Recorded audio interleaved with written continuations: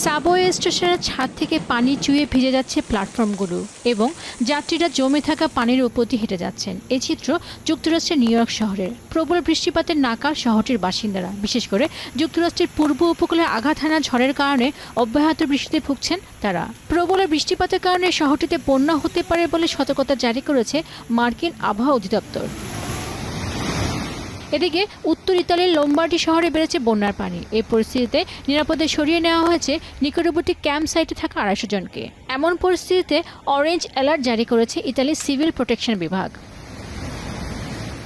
এছাড়া ভারী বৃষ্টির কারণে পেরুর আরেকিউপা অঞ্চলে ভূমিধস ও পাথর ধসে সড়কের কিছু অংশ বিধ্বস্ত হওয়ার খবর পাওয়া গেছে। এতে ওই এলাকায় আটকে আছে ডজন খানেক যানবাহন ও অনেক মানুষ। বিপাকে পড়েছেন তারা।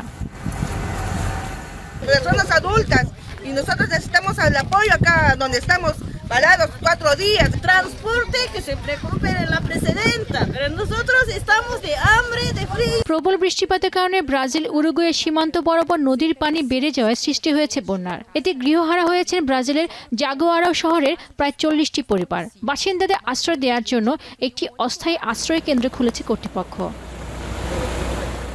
পেনকো সুলতানা, এখন বিশ্ব।